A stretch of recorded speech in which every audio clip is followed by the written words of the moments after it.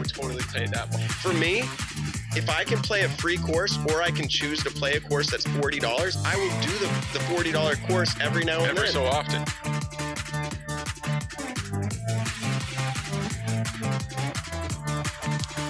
What's going on, ladies and gentlemen? Welcome to week number 4 of the Nick and Matt show. It's pretty crazy that we're already on week number 4. We did a ton of planning to get this show going for you guys, and we're already a month in. It's pretty insane, Matt.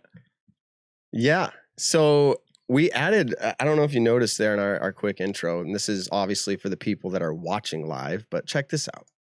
Look, you can see us from behind. If we put stuff up on the TV, you can kind of look at it. So if you're listening to this podcast later, you got to come check out what I'm talking about.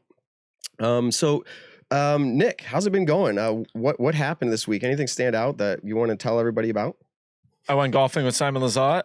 Probably played the best front nine I've ever played on a golf course, and then proceeded to shoot what I would consider my average back nine. But 2 tournaments went on in the disc golf world, the Majestic and the Tennessee State Championships. Wait a second. Go for it. I know what the answer is going to be, but was golf harder than disc golf? Yeah. To you? Yes. Yeah. And I just want to touch really quickly. I can't believe, actually, I'm surprised. We've been doing this now. This is our 4th episode, and we have people literally getting on YouTube and subscribing and commenting. To me, the comment part is like awesome, but then like the subscriptions, and we have people literally interacting with what we're talking about. Yep. Like, who are we to bring up these conversations that people want to talk about, or they think it's worth talking about? Yeah. It's very humbling. I really, really appreciate it. It makes me actually, as we go, even consider like, maybe I'll ask more questions just to see what our followers are thinking. I was going to say, these cool little snippets that you're putting out there, just talking brief 5-minute videos of the topics that we've been talking about, people are really engaging in those. And to anyone that has been engaging in those, thank you so much. They're really fun for Matt and I to do. We really appreciate all the feedback we're getting back on it. And we love kind of having these debates on the topics. We, are having a good time doing it. We're glad people are actually enjoying it. Yeah, for sure. So let's see here. We got some topics tonight. We're going to talk about some of the tournaments that happened this last week. And it's actually, we started our show before tournaments were really back in swing. Yep. And so that's kind of a new thing for us. We're going to talk about that. We're going to ask the question and talk about, is par too easy in disc golf? And what does that even mean? Mm-hmm. Hey, by the way, shout out to Casey White and Wes Shinovar. I mean, we've got What's people up, boys? jumping on live here. We're going to also talk about pay to watch disc golf. Now, Nick's got a bone to pick with this one, and we're going to talk about a slight one. And everyone's going to think I'm a little, we talked about pay to play courses recently. Now we're talking about pay to watch disc golf. It's all in good fun. We're talking about things that we potentially could say would help grow the sport. We're talking about things that potentially will revolutionize it in the next level of getting everything better. We're not looking for disc golf to charge like country clubs. Believe me when I say that. I would not be able to play if disc golf's charged like country clubs. But we just think they're really fun topics to talk about. And they're also very entertaining, I think, and engaging for other people to get in on. For sure. And then last but not least, Hunter Thomas of Foundation Disc Golf and Supreme Flight. We're going to ask how that works, by the way. Maybe you have the same question I do, but we're going to welcome him on. And if you don't recognize the name right out of the gate, you probably recognized Foundation Disc Golf. And why that is because you see Paul Macbeth all the time featured on their videos. You've seen Brody Smith featured in their videos. And last night, if you stayed up... And Nick Carl. Nick Carl, actually, that's where we discovered the Nick 10 code for sure. So Rest in peace. Yeah, we'll talk about that. So Foundation Disc Golf, Hunter Thomas will be on in just actually very little bit here. I'd like to remind everybody, just like we gave the shout outs to YouTube, and I'm just like, again, I'm just blown away. I think in a week's time, we had over 150 followers join in a 1 week. We've got a couple hundred followers now, which is a small feat, obviously. Mm-hmm. But just like anything that starts, it has to start somewhere. And we have people commenting. We have people saying things that are on their minds. We've had people say that interview with Hannah Macbeth was the most they couldn't say enough about how that was the greatest interview in all disc golf content that they've ever watched. Now, that's not because of us. That's because Hannah was very genuine. She's a very easy person to talk with. Right. So just as a reminder, would you guys subscribe if you're listening, if you're watching us on iTunes? I mean, on iTunes. If you're listening on iTunes, would you subscribe? If you're on YouTube, subscribe. We're doing this live right now through Facebook. We may end up cross-platform live streaming at some point. We're on Spotify, Instagram. Find us wherever it's convenient for you. But really, without further delay, I'm gonna turn it over to Nick here. Well, I guess at this point, we're going to be welcoming my boy, Hunter Thomas. Hunter was actually one of the first people when I lived down in Virginia that I met. Actually, the day that I moved down there, he was having a game night at his family's house. He used to have game night for all of Liberty University's disc golf team. And Hunter's got the nicest family. Back then, I think he was engaged already. He'll be able to talk on that more. But anyways, his wife of now is super awesome. She was there. I got to meet everyone. And I guess at this point, let's bring him onto the show. He's sitting in the green room right now, ready to open up, and we'll be able to talk about the huge announcement that they made last night. We'll be able to talk about things that have to do with Foundation and Supreme Flight. We'll be able to talk about how I'm his favorite sponsored athlete, just brought in tons of stuff for the company, and looking forward to the future of it. Anyways, here we go. Matt's going to bring in Hunter Thomas right now. Yeah, so again, if you're here watching live, you got to see him for the past 10 seconds. If you're listening on audio, here he is. Welcome to the show, Hunter. How are you doing? I'm doing good. How about y'all? Good. So this is actually, Hunter, I think this may be the second time that I've actually audibly communicated with you. Once was just randomly in a car ride that you were with Paul and I was talking to Paul and he's like, hey, the Foundation guys are here. And it was one of those things. But this is the first time where it's like, I'm going to call it COVID face-to-face. Like we're virtually face-to-face. So welcome to the show. Real quick. I've seen some of your Foundation face-offs and things that you've done. You've played ball golf, at least in a few of the episodes. And I know you're a disc golfer, so I know what your answer is going to be. But we talked about it last week. Which sport is actually harder? And that's a very long question because are we talking par? Are we talking the skill it takes to perform at the highest level? Are we talking against competition and all that? But like in the general sense, which one comes easier to you? I mean, easier to me is disc golf by far. But I think that ball golf is harder because it's been around longer. So I think that the top tier, the top level of performance is on a level that disc golf isn't at yet because disc golf hasn't been around long enough to have a true top of the sport. And I think that will get there because there's more. I think if you look at the ins and outs of controlling a disc, there's more to master within that. Obviously there's like a slice, a hook, draw, all that, spin and stuff like that. But as far as what you can make a disc do, there's more to master. And I think once players at the top push that ceiling, then I think it'll be a different story. But as of right now, my answer is golf is harder to do. Yeah. So, but just to clarify, because one day I'll have a guest on here who agrees with me. And he was being very nice and generous there. And we're not going to talk about this topic tonight. But here's the deal. He alluded to the fact that it's harder competition. But as far as the sport itself, to throw a disc and to do it the way that, and I'm just going to say the way that Paul does it, I think it takes, and this is kudos to Paul, I think it takes just as much work to do it the best that he is doing it. Maybe to get to a level that he's at, it takes way more work than people actually think about. Right. So disc golf entry, again, we don't get back to that topic. So I was like, let's do this week's topic. That was such a fun topic. So, we'll say that. All right. So Nick, what happened this week? There's been a few tournaments and Hunter, actually, do we want to go to, let's go to Hunter now. Get some updates from Hunter on some of these things. We know a lot's been going on there. Hunter, you have a crazy amount of stuff going on. So kind of a couple things we wanted to talk about just briefly. You had a big announcement last night. You had a fail at I'm just kidding. You had a big announcement last night. We want to figure out what's the kind of like deal with Foundation and Supreme Flight. I'm rocking a Foundation hat. I thought we'd be matching tonight, but we're not. You're rocking Supreme Flight. Mine's super dirty, so I didn't get to wear it. Last but not least, what's the vision for Foundation Disc Golf? After you talk about the big announcement that you guys had, what's the future in hold for? Am I still sponsored? What's going on? I guess that'll depend. If you're still sponsored, it'll depend on how the rest of this goes tonight. But no, so the big announcement was basically we announced Paul as an owner. He's been an owner and been with us since the beginning, but he wanted to kind of build a company without his name being officially attached to it. Really? And then, No idea. The second part of the announcement was that Brody Smith has also bought in and is now another one of the faces of Foundation Disc Golf. So basically what that means in the short term is going to be a lot of pushing on social media, more so than we already were doing, which felt like a lot, but we got some bigger plans coming.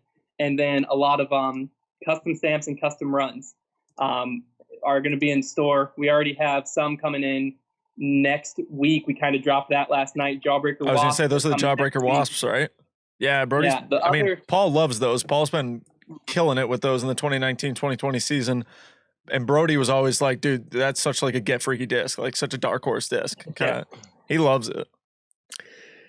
So I think obviously, I mean, there's so much that goes into running any business of any size. And whether you're bringing in huge cash flow or you're not, if you're trying to operate a business at the best level, highest level you can, it's an incredible amount of work. And so just to say to even bring in Brody or Paul, while that seems like a slam dunk to everybody, there's things that are obviously a part of having two superstars, a part of your business as well.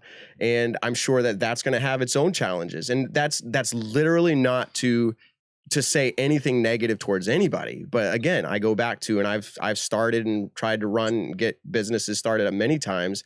You bring personalities into it, and obviously it's a journey, and it's something that obviously if you find the right partnerships, it's going to flourish and do an amazing thing.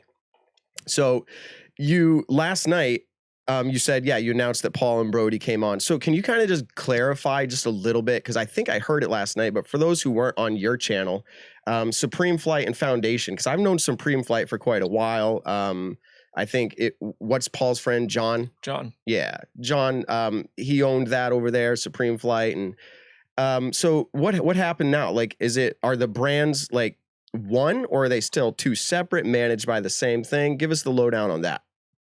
Yeah, so Supreme Flight was ran by Tompkins for, I believe he started in 2014. And then basically early this year reached out to Paul and was basically just ready to move on, ready to move on to different things. And what we were trying to do with Foundation kind of lined up to a lot of what Supreme Flight had already built.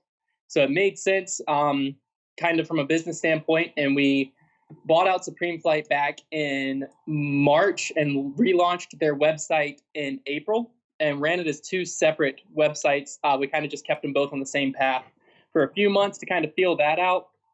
And then as of 2 weeks ago, we merged them. So moving forward, basically what it's going to look like is Supreme Flight is going to kind of be a line of discs and apparel within Foundation.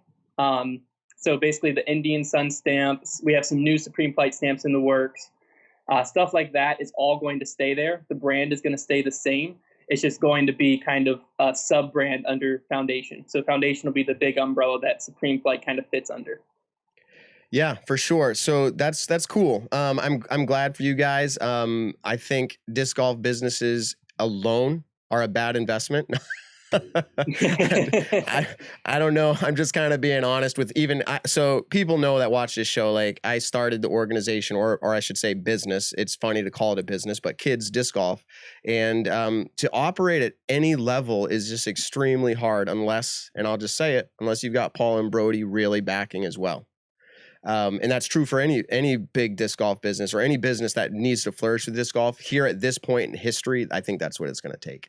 Can I want to tread a little bit lightly here, but it is the Nick and Matt show, and I'm Matt, and I want to ask really quickly, just if you want to address it at all. We have people chiming in, and I'm sure you've had people chiming in 1,000 times.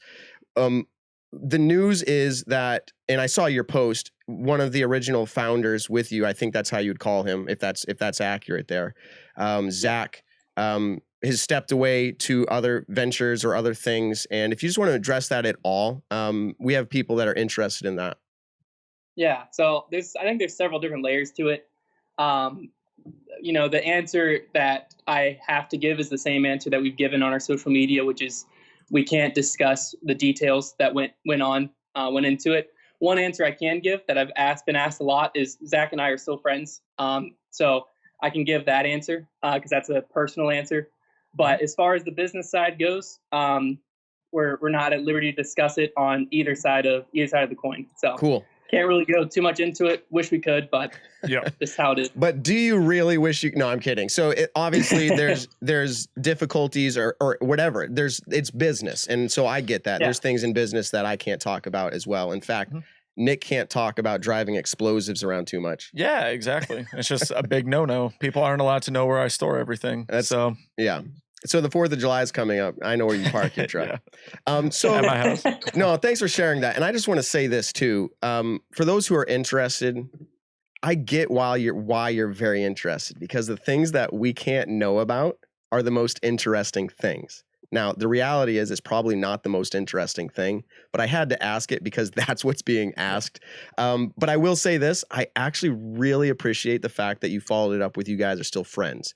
Yeah. I think for a lot of people, that's not going to be like what they want. Like they want to hear it all. But like to me, I'm like, then I don't care. I'm ready to move on. Like that's cool. Yeah. And if you said you weren't friends, I'd probably still say I want to move on, but I would just be a little sad. Yeah, exactly. Well, especially because, you know, Zach and Hunter, they do the foundation. They've been so beyond great about the foundation face-offs and their social media game. You know, you always saw both of them. You rarely saw one without the other. And so Zach and Hunter become people that you really know. You feel like you could have a conversation with them anytime you saw them outside of the foundation stuff.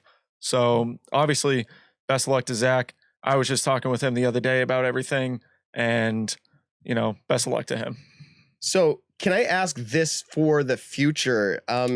Assuming, and I don't know you personally, but I think we're friends on Facebook, you know, the good old thing like that. But I think I've seen you do some graphic or marketing or something within that realm. And it seems to me that people who are in that kind of a space are typically more visionary than those who are in like a different space. And so I've imagined you've probably thought down the road, and I'm not saying you have plans, but like, where do you think the biggest dream picture is for Foundation Disc Golf? Like I'm talking like where you're like, man, one day it could be. Like, what does that look like? There is a lot of layers to that question because I mean, as you kind of depicted, I dream a lot of dreams when it comes to where the business is headed and the opportunities. I think one big thing that the door is now more open than ever is the social media side, and growing that, treating it less as something to drive traffic to our business and start treating it as a business itself, kind of within our business. I think that's one of the shifts that down the road could turn into something bigger. But as far as the retail side, I think our online store, we want to continue to grow.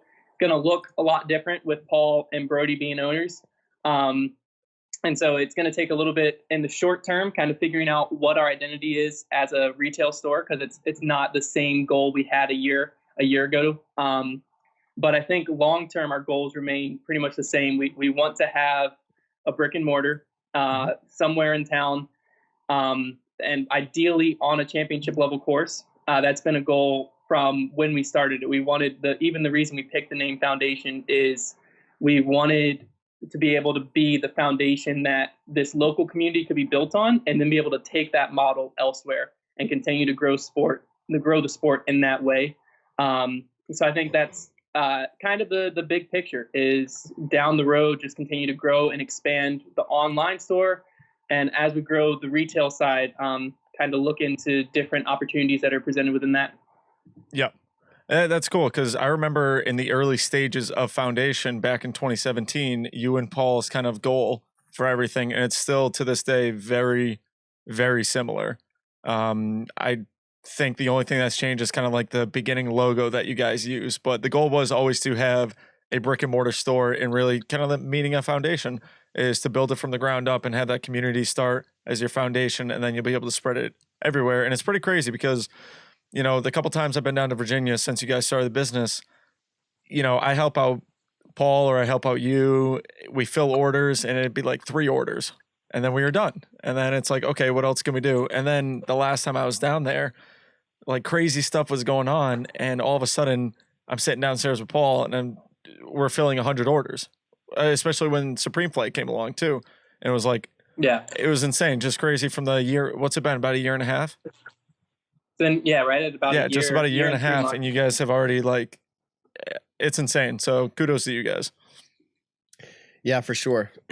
So just real quick for anyone that's live, I just changed up the audio just a little bit for Hunter because I felt like we were getting off set there, but I think I probably pulled it back in. So if there's any issues, let us know. So let's go ahead and if unless there's anything else you want to break and publicize right now on the Nick and Matt show, I mean, we're getting a lot of attention lately. This might be the place to do it. I got something. So before there was code Nick10 and all the foundation team members had a code that you could use for 10% off. Now it's an affiliate link that Hunter will be able to explain a little bit better than I will. So if you could just explain how to help out people on the foundation team, like it's really appreciated.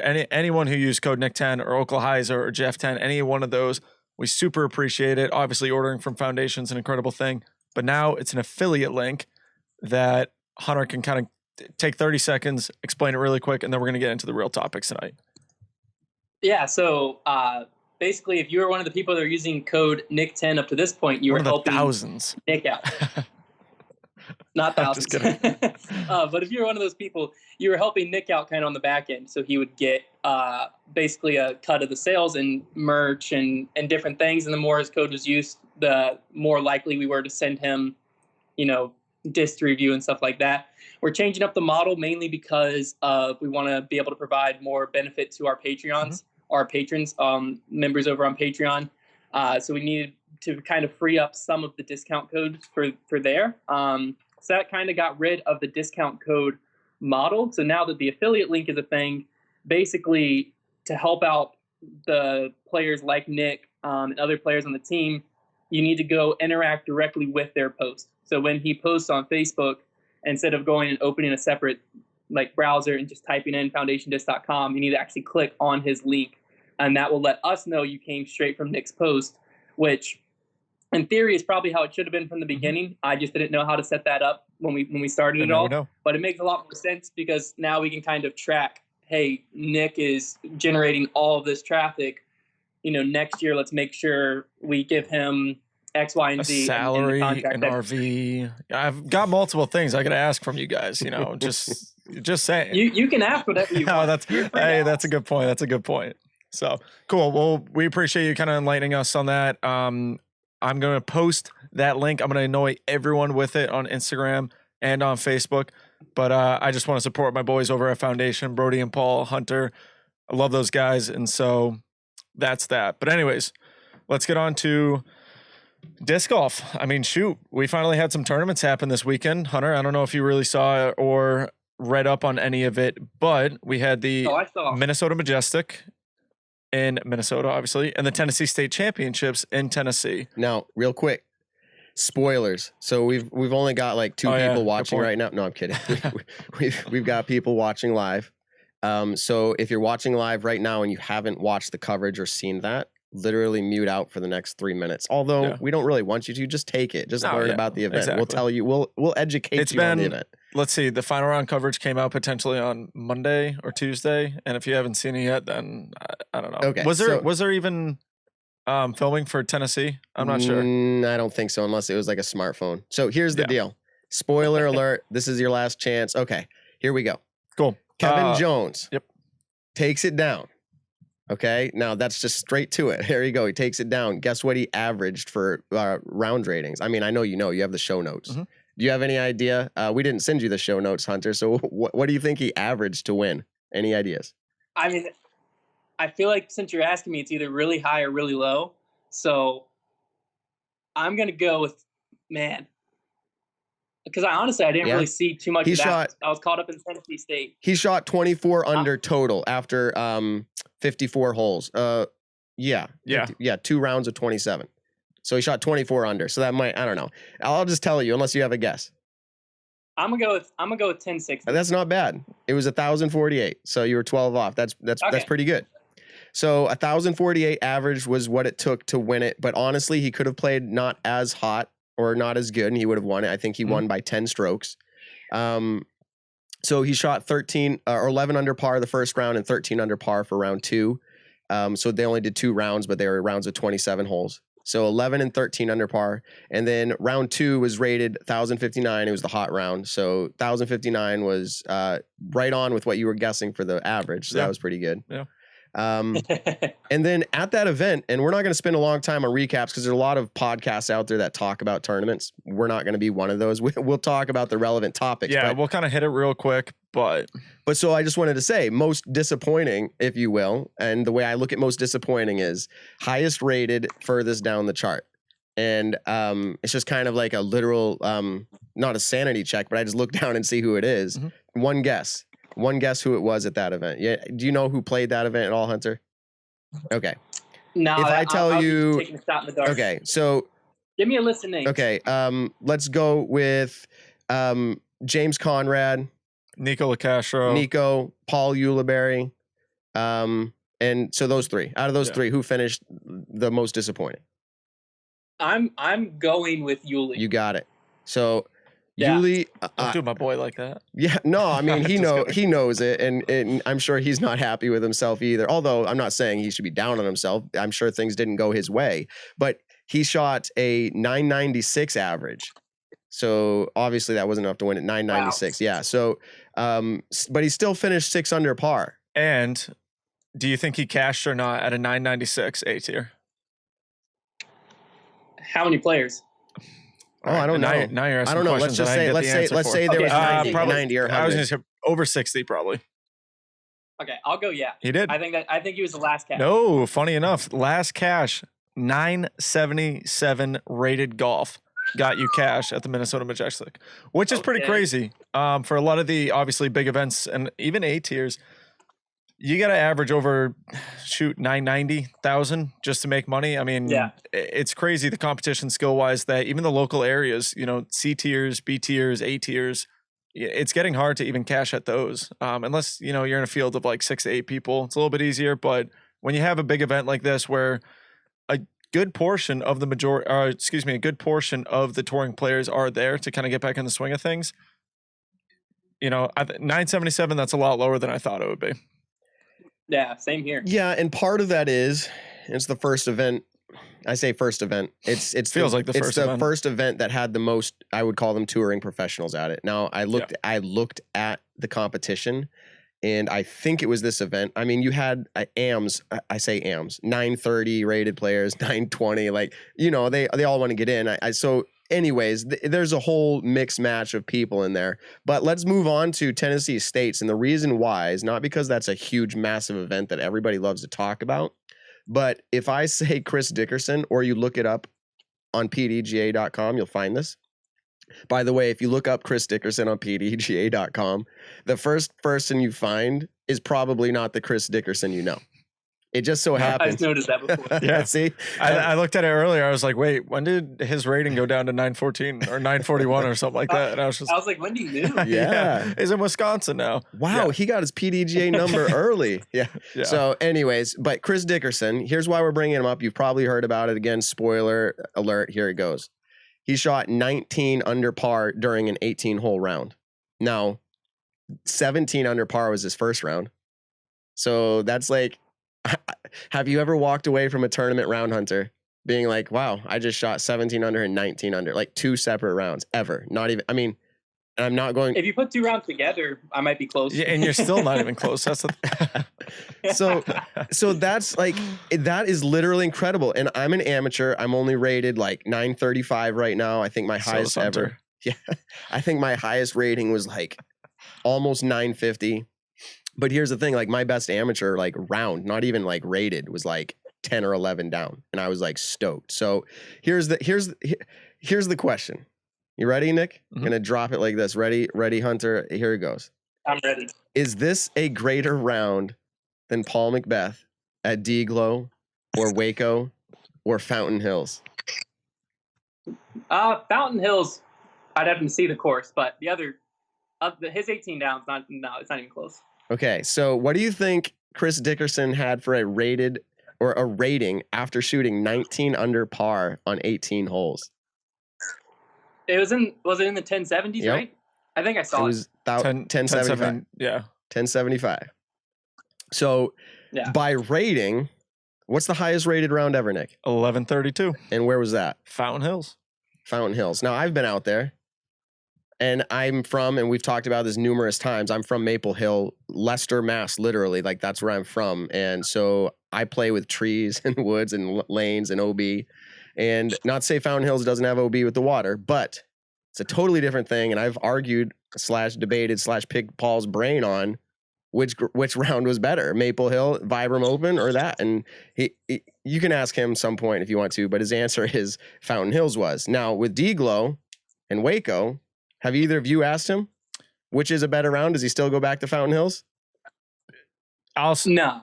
What's that?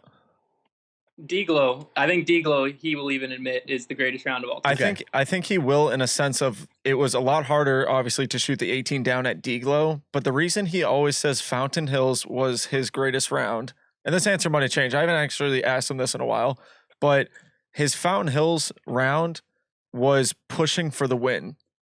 So when he shot a 15 down at Maple Hill, which is a 45 on the Golds layout, is insane. He won the tournament, but I think 8 strokes. So he had the win all day. Fountain Hills, his 17 down was to push a playoff against Schustrick. And then, so that's insane. Like the clutchness of that round. But at the same time, for D-Glow, that course is really hard. The par threes at that course are pretty hard to get. And for him to bang those like 60, 70 foot jump putts, especially the one on hole 18, is just absurd. So yeah, I think when you bring that into the conversation, D-Glow is probably the best round ever played. Waco's 18 down was obviously great, but not as good as D-Glow's. Okay, so that was just a short teaser for a future episode. We actually are going to be talking about the greatest round of disc golf, and that's obviously going to be our prerogative to decide what that is, because we're Nick and Matt and we do what we want on our show.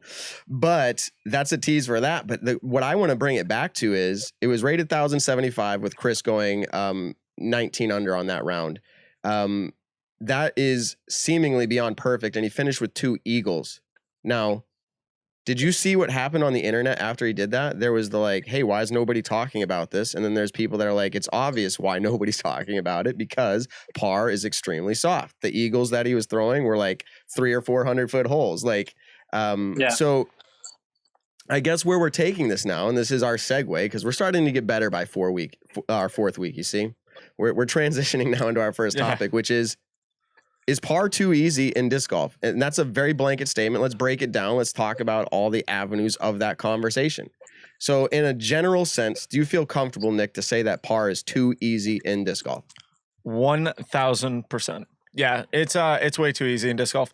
The reason I say that is there are some courses that, yes, the par is very spot on to how it should be, but there are other courses that really cater to the new people coming into the sport. And they're kind of feel-good courses. Like you go out there, you shoot really well. It's a feel-good, like, I'm trying to think, up in Maine, nothing against Maine courses. They're very, very fun to play. But Maine has a very soft par at a lot of their courses because there's so many families that go and play these courses. And it's better for someone to walk off a course when they're new, shooting 7 or 8 down rather than 7 or 8 over. It's a feel-good moment to be able to do that. But for, I think, a professional standpoint and an amateur standpoint, I'm more curious what Chris thinks of that round. You know what I mean? He knows. Yeah, he knows. But like, I think a lot of people say this par is irrelevant. It's how low you can shoot on a course. It doesn't matter what the par is. You're trying to take the least amount of strokes. You're trying to play the least amount of disc golf to win a tournament. So does it really matter what the par is? No, I don't think so. But it is cool when you see tournaments like Ledgestone, where they play Northwood Golds. That course looks really freaking hard. And I think, Hunter, you've been there, so you can probably relay on that. But what were like the hot rounds? I think Ricky had the hot round in that course last year, and it was maybe just double digits on it, which is pretty insane because usually hot rounds at Memorial every year is like 16 or 17 down. That's insane. But I don't know, that's a different course. But yeah. Well, yeah, I think Northwood's, you can correct me if I'm wrong, I don't know if you have it pulled up, but I think that 1 over par is like a scratch round. Like that's 1,000 rated round at Northwood's Gold. Exactly. So here's Okay, so let me kind of bring it in because that was a great intro, Nick. I think talking like the differences and where par is and how it is and all that. Like, can I read a few quotes here that I found? And this is the game of golf. So you're going to be like, Matt's obsessed. Is golf harder than disc golf? But like, as far as comparisons go, has the same name in it. People are obviously interested in, or the reason why would we say par is easy? Why would we say par is easy? Because we're basing it off of what we know about the other game, which is ball golf, traditional golf. Can I just read this quote from Arnold Palmer? And this was back 1958. He was the Masters champion back then. And here's what he said. If you mean the perfect, someone asked him, will the perfect game ever happen? Do you think there can ever be a perfect game in golf? And this is what he says. If you mean the perfect game within the realm of probability, maybe it will be played. That would mean hitting 18 perfect tee shots and 18 perfect second shots and landing in the cup in no more than 1 or 2 putts, but no one is ever going to birdie 18 holes. Okay, so like, and there's a million quotes here on this answer to this game. So I guess where I'm going with this is we're basing is par easy or not on the question because of what we know about golf. How many people finish in a golf tournament? And let's go back to Worlds a long time ago with Dave Feldberg. He finished like almost 100 under par. Oh, yeah. Maybe that was after like 7 rounds. I was going to say, I think they played like 7 or 8 rounds back then. It was insane. And a final 9. So, I mean, again, that's a different topic on how many rounds and all that. But I guess where I'm going with this topic is like we're basing is it easy or not off of what we know about the other game. So for instance, up here in central Massachusetts, where I'm from, where Maple Hill is, there actually used to be a really cool extra activity after the Vibram Open. People would go and play a game called candle pin bowling. And we would just call it bowling growing up because that's what was available to us. But it's different than 10 pin in the sense that like the pins are shaped differently. And everyone's going to comment, oh, this is duck pin bowling. No, it's not duck pin. Duck pin is like the really short, stubby ones. Candle pin is almost the same size, but they're just not tapered as much, like with the bowl at the end. They're more skinny the whole way up. And you get to bowl 3 balls similar to the size of like bocce ball. Okay. So it's like, it is different. Instead of 2 larger size, you get 3 of the bocce ball size and you can literally just whip them down there. I say whip them. It is a different game, but here's the deal. I used to always get bothered, and maybe I'm just someone who gets bothered easily. I don't know, Nick, but I would always get bothered because people would say like, oh, I don't like candlepin because it's so hard. And I'm like, but is it hard? And I guess I'm just looking at it standalone as a game. I'm going, it's its own game. It's literally its own game, but you're comparing it to using larger balls and knocking more down. Okay. Like at one time. And if you do that, then you would say which one gets more pins down. I can agree with you. You're going to get more pins down with the 10 pin. But if we're talking about candle pin, it's a matter of, I don't think the question should be, do I get more pins down? Does that mean it's harder or not harder? It's a different game. And so where I'm going with this is, maybe you say I'm devil's advocate, golf and disc golf, they're a different game. And just because one shoots more under par than the other doesn't necessarily mean that par is easy. Maybe that's how it's supposed to be for the sport. Maybe it's supposed to be, you, instead of calling par like the average or what you should shoot for, maybe like birdie is the average in what you should shoot for in the game of disc golf. So I don't know. What do you have any thoughts on that, either Hunter or Nick? Yeah, I think part of the whole question stems from issue that we base par on golf. So like golf par is based on like a par 3. It takes 1 shot onto the green and then an estimate of 2 putts. Mm-hmm. That's where golf par is. Disc golf, if you're on the green, it should only take 1 putt. So I think the question is almost, should disc golf par use the same logic and turn what is now a par 3 into a par 2? The issue with that is you're never going to birdie because then you got to ace it. Yeah. So I think that's where like it's kind of confusing because our pars clearly got to be different somehow. To me, going back to like what par is, Nick was talking about. Golf, if you're on the green, but Nick. Yep. Sorry, I hear. No, sorry, that was a technical difficulty. I'm doing my own technical thing. Keep going. Oh no, sorry about that. I thought it might have been on my end after last night. I just think something's got to go wrong, you know. Panicking. But back to what Nick was saying, where like there's some courses that are just naturally easy for beginners. I think the route disc golf should go is every course should have an am par and a pro par. So Interesting. there's Okay, a yeah. lot of par fours for ams that are just tough par threes for pros. And they're little tweener holes, and it's a big issue in disc golf because a pro's going to birdie it every time and an am's going to four it every time. So which one's right? Yeah. And so that's why I think that would be a good separation, is maybe the Pro Tour has its own par type of a thing. Interesting. Yeah, that's a good point. And it's funny, actually, they kind of did that at Waco this year. They made the par more realistic to what it should be. And wait a second. Yeah. To what it should be. What do you mean? Like, clarify that. Like the holes that were because if I go play that hole, am I going to think that par is correct? Yeah.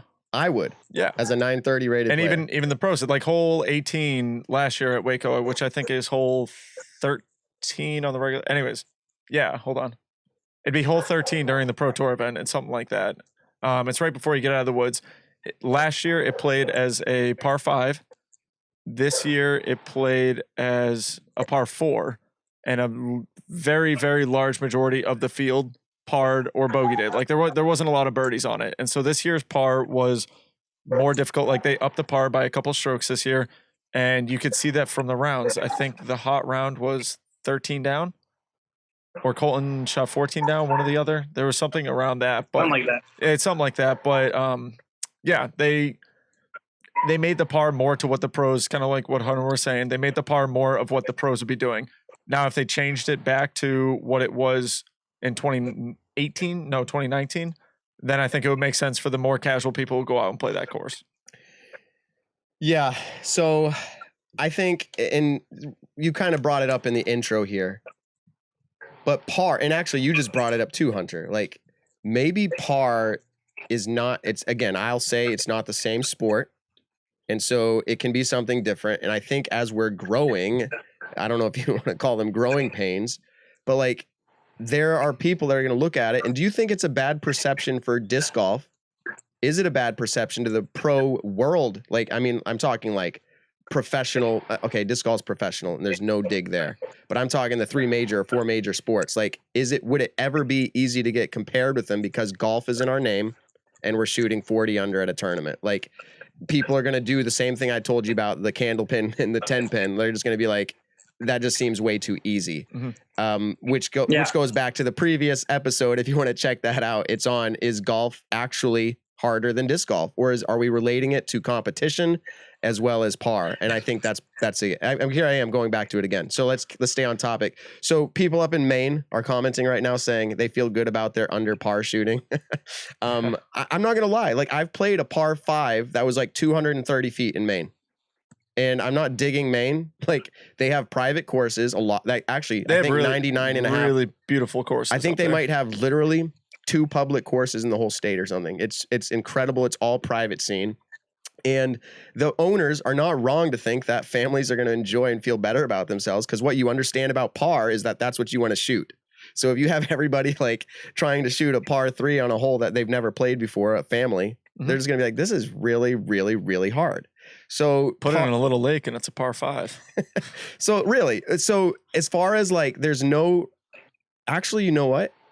We were going to try to have on, and not that we got him, but John Houck, of course, designer tonight, to discuss some of his thoughts on this. Because if you look at ball golf, and here I go back to it again, if you look at ball golf, there's standards for how long holes are for certain pars. They'll be like, hey, especially in the junior divisions, because I do a lot with kids disc golf, we try to look at like, what's the standard they use there to how we roll that over, because that's a whole nother conversation. Yeah. Par by division, as you mentioned, amateur and pro. Juniors, you can't throw them on Maple Hill hole 1 and say, hey, this is a par 4 for an 8-year-old. Like it's literally it's a par 25. No, it's literally like, yeah, it's like a par 8 or 9. Yeah. And so is that okay? Like, or you know what I mean? There's so much to be discussed about par. It's relevant to the competitors at hand. That's my opinion. I think it has to be relevant to the competitors at hand. Who was it designed for? Mm-hmm. Right? And course design comes in extremely. Are you helping Paul at all, or is that solely Paul's project down there? I think it's Bedford or something, the disc golf course he's designing. I've helped on and off. Okay. Some. It's been mainly Paul though. And so do you have any insight? And we always ask about Paul to anybody who has the connections. Do you have any insight into how he's thinking there? Is he creating it for like a park family friendly, or is it going to be like pro championship, or are there going to be multiple and the pars will be different based off of that? It's kind of a mix of all of that. I think the biggest thing, the majority of the pars will be the same, but there's different tees. Yeah. So that's kind of where it's brought in. So if it's a 200 foot for an AM par 3, it might be a 350 foot for the pro. Yeah, exactly. Or something like that. I remember. Yeah, go ahead. No, keep going. No, I was going to say, I remember going to the course a couple times and talking to, is it Kenny? Mm-hmm. Yeah, so Kenny, talking to Ken and talking about the design with Paul and everything like that. And eventually they kind of want to have 3 layouts there, 3 different sets of tee pads. I think it's going to be 1 basket for the most part, but then 3 different tee pads, an amateur tee pad, pro tee pad, and then the tournament tee pad. So, which actually I think is a really cool idea. The course is really well designed and it's a beautiful piece of property. And, but yeah, I think having 2 different layouts there is going to be, at least 2 different layouts there is going to be pretty awesome. And so, yeah, I kind of just had this, I don't want to call it an epiphany. That's huge. But I had this thought process where I think you said something, Hunter, about Paul's creating it with the same pars, different tee pads. I think in my brain, here we go again, went right back to golf. And you play a round of golf, and what do you have? The par, and I can't say this for every course, but the par stays the same. And you get juniors, women's, and then you get like white, blue, yellow, whatever, however they do it, to make the hole more difficult. I think, why don't more disc golf courses, and I'm saying it too early in the game here, but more disc golf courses, and I know it's probably funds, finances, I don't want to bash on the people who are creating courses, but like, that I think is the answer. I mean, because that's what we do for our junior events right now. We design the hole, we walk out to a par 3, and we say, is this a par 3 for an 8-year-old? And then we'll go, is this a par 3 for a 10-year-old? A 12, because there's 12 different junior divisions. And so you have to literally each hole, and that's where experience comes in. And I'll just say, we're really excited. This is kids disc golf here. We're really excited to work with Nate Heinold next year to run Junior Worlds. So we're going to bring our experience there to do that. But par, it's a very interesting topic. We've kind of, I don't want to say exhausted it because there's so much to talk about. Do you have any closing thoughts on it? We're going to move on to our next point. Well, just really quick, bringing it back to golf like we always do. I went out and played with Simon. My 1 birdie of the round was on a par 5. I actually was on the green in 2 and 2 putted for my birdie. In golf, your par 5s are your easiest holes, then go your par 4s, and then I think the par 3s. When in disc golf, it's exactly opposite. The par 3s are what we're trying to birdie, deuce or die on, when the par 5s are the holes where usually if you get an eagle on a par 5, it's really impressive. So I just think the way that we design courses, and obviously a lot of courses that were designed back when technology in disc golf was not nearly what it is today.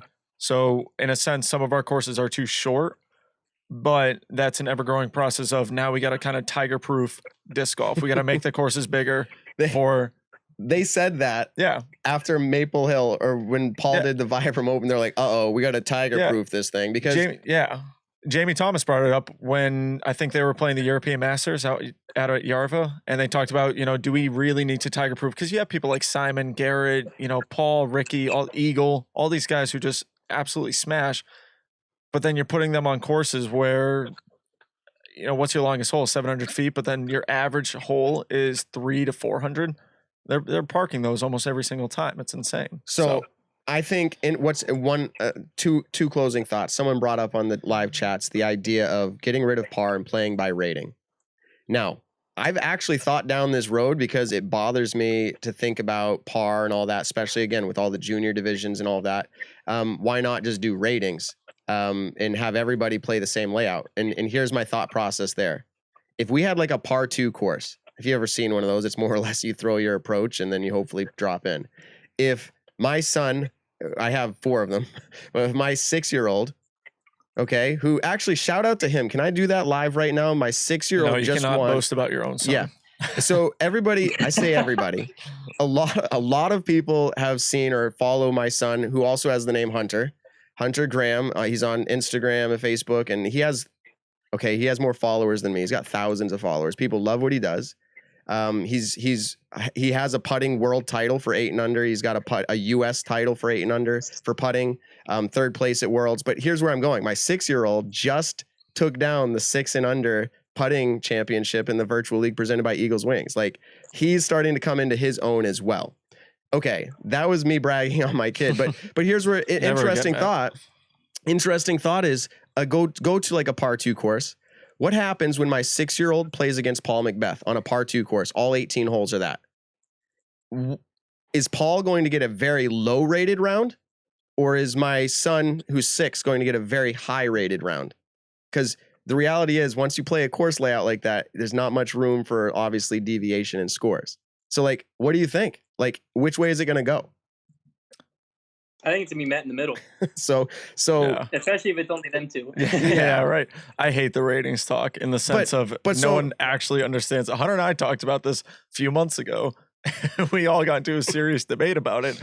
Is what are ratings in disc golf? Okay, so I'm cutting you off so we can go to our next point. But that's literally what someone brought up is like, hey, why don't we go make it just ratings and no par? And I was kind of trying to get to that point. Is like, it's not good enough yet. Like, we can't do that. Okay. I have one. Yeah, go ahead. One closing thought. Is about back to the people who like feel good when you shoot, 7 or 8 under at a course. The thing that I think disc golf is missing in that aspect, and I think the tees is one answer, but par becoming harder is another answer. Is it gives you a goal. So like if you're playing ball golf or traditional golf and you're shooting from the white tees, then you're like, hey, I just broke 100 from the white tees. Now let me do it on the blue tees.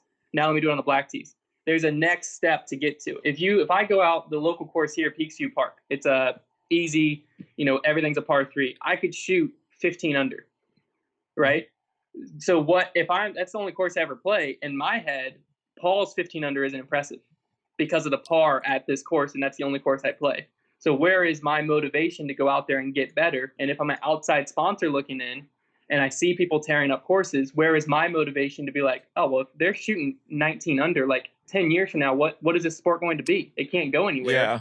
It's done. That's a good point. Yeah. That's where my head's at with it. No, it's a great point.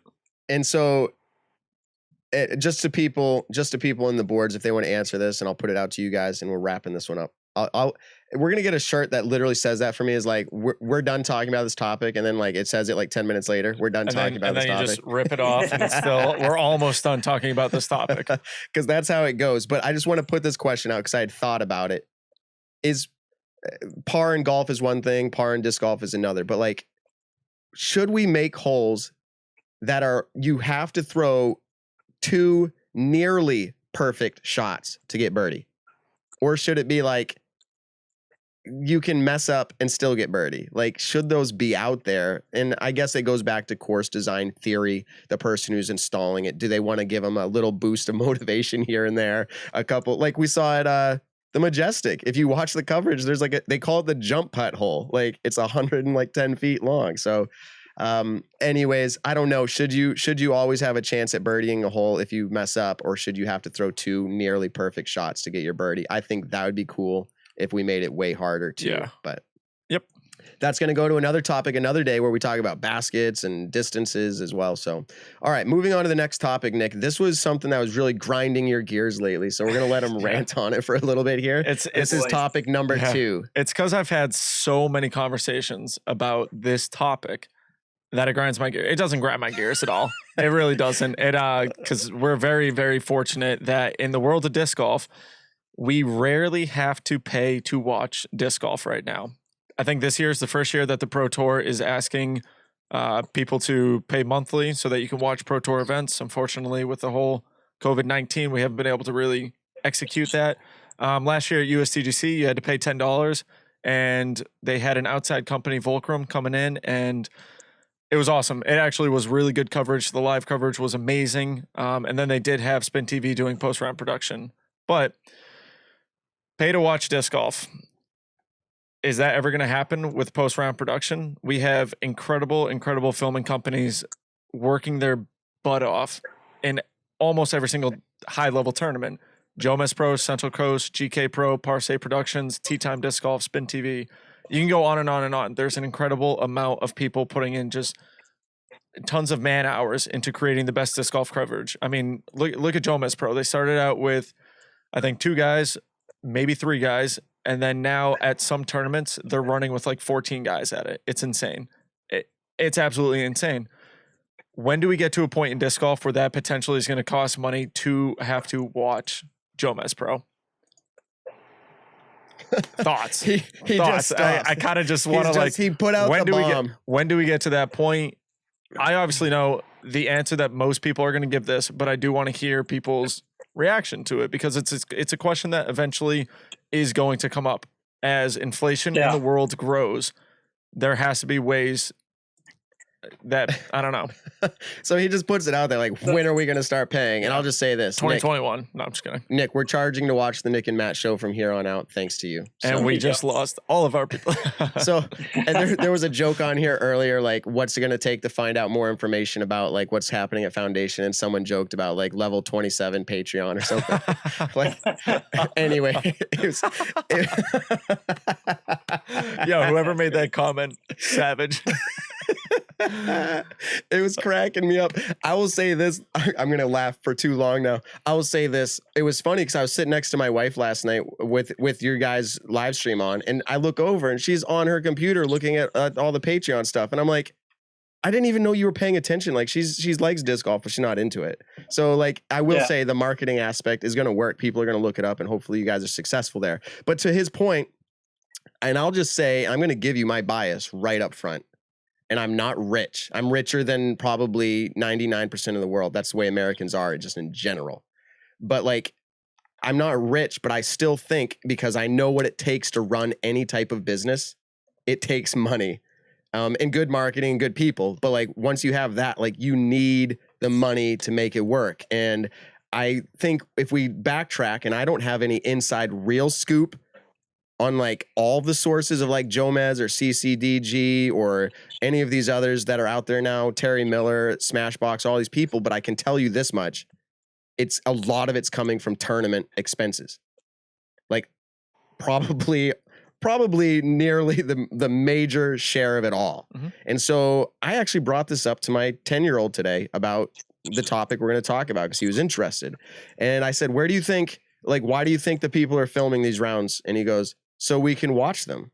And I was like, yeah. He's like, I'm like, but what do they get out of it? He's like, and he kind of smiled. He's like, I guess they get nothing. And I was like, it's true. They're getting followers, but like right now, they're not getting anything for their work besides followers, which we know followers are important. You need them to also grow your brands and for people to be aware and exposure. But like, they're getting creative. You guys at Foundation are getting creative. It's the Patreons. It's the new way to start to grow a community of people who are supporting you. But if it comes out of tournaments, and this is where I'm going to go back to Nick's topic here. If it comes out of tournament expenses, where do the tournament get their money? Where does the tournament get their money? Yeah. The people who are registering and sponsors.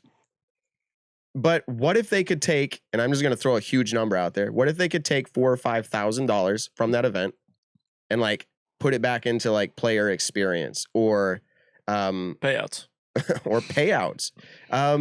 Like what if they could do that? And that's to people who are enjoying to watch the show that could support that. I am totally in favor of it. Let's bring up, I don't think it was mentioned yet, Disc Golf Pro Tour. Did you get a chance, Hunter, to see at the beginning of the season? I think it was Waco. Did you get to see how that pay-per-play worked? Yeah. We've been subscribed since the beginning.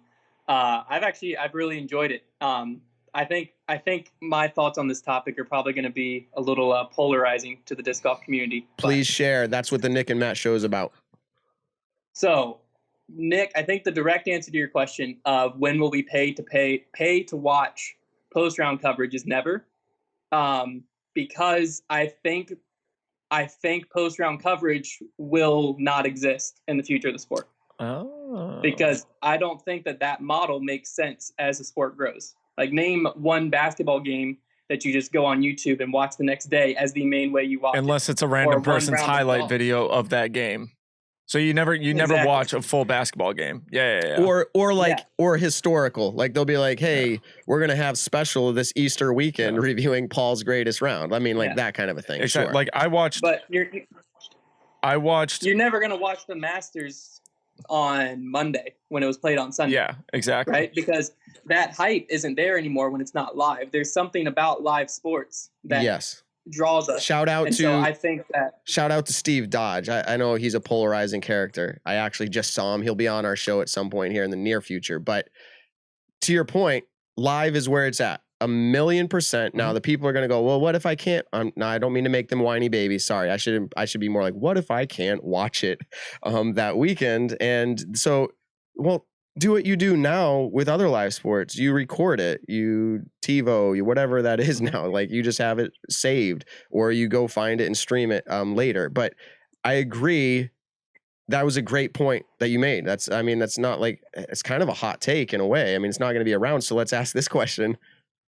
When is so Jomez and CCDG and Parsave and all these people, they probably are, if they're smart, already thinking of this model and shifting, I would imagine. I mean, I think they've got to be. Yeah. I would imagine they're obviously thinking about it, but I think that's what makes disc golf a very fun sport to watch, in the sense of, like, for the Masters tournament when Tiger won it last year. Spoiler alert, Tiger won the Masters last year. Pretty insane. I watched his 5-hour round shot by shot. And the reason I watched it very casually, like I wasn't glued to the TV for all 5 hours, but that's the only coverage that I saw of his round. In disc golf, your post-round production companies, Jomez sometimes puts out 2 or 3 cards worth, and the ladies division. It's awesome. Their video, the amount of videos that they can pop out on any given tournament is incredible. And like Hunter said, you don't see that in any other sport. And that's where disc golf is at a really cool spot, I think, is that we do have the opportunity, because when you watch live in disc golf, you only watch the lead card for the most part. Every so often you get, a little special with the second card. But in post-round production, you do get to see the chase card, the third card, and even sometimes at some tournaments, I think at Worlds this year, they did the fourth card with a different company. So that's pretty insane. Who is this going to affect, though? Like, okay, so I was thinking about this, and Nick has a friend, and I have a friend we grew up with. In fact, the friend I grew up with, it's funny, I'm in a different generation than Nick. I'm 35. How old are you, Nick? 25. Yeah, so we're 10 years difference, and my friend is his friend's brother. So, like, I have, where I'm trying to go with this is they both rock climb, okay? And my friend, when I was growing up, turned into now today the U.S. Olympic climbing coach. Like, he is hardcore, like insane, won lots of events all around the world. That's what he does for his life. Okay. And so Nick, my friend's younger brother is now who Nick's hanging out with. Yeah. So it's the same family, and he also rock climbs. But we were discussing this yesterday while we were playing around with disc golf. Like, how did it work in the climbing world? Because it's also exploding as well. Like, are people paying to watch tournaments and climbing on cliffs? Like, are they paying to watch it? And I guess my question is this: if climbing is not available on a major TV channel, am I going to go online and pay money to watch climbing? No, because I'm not really invested in climbing. So I guess my question is this: if it goes to that model that you talked about, right, Hunter? And I think Nick agreed. If it goes to that, who does it affect the most?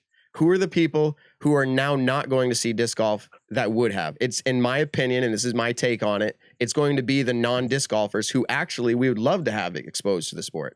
So I think there'd be like, I don't agree with your take. I mean, I don't disagree with your take, but I think it's also, you have to figure out how to still have that exposure to people who aren't interested in disc golf. Like, we want them to be interested. And so what do you have for a thought on that? Would it just be at the local tournaments, but not everybody has those, like, coming to their town? So, I mean, like, how would we fix that problem? I think it's still the social media side. I mean, it's like, I follow the PGA Tour on Instagram, even though I never watch a PGA Tour event live.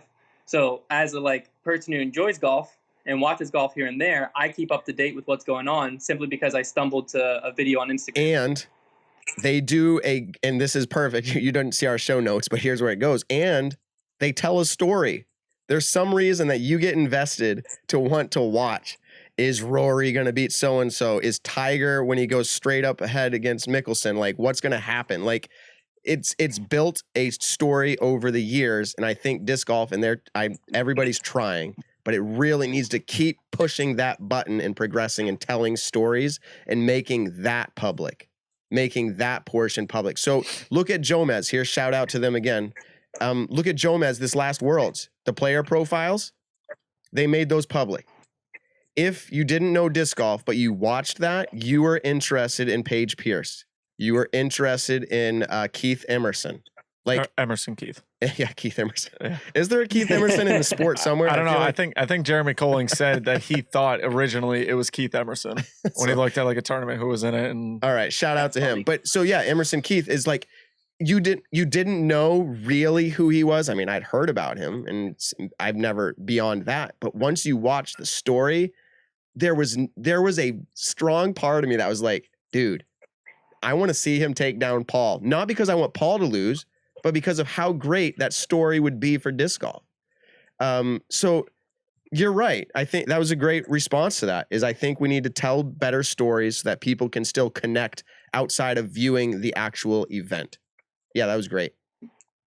Yeah, I think that also just, in general, it will end up growing the sport more.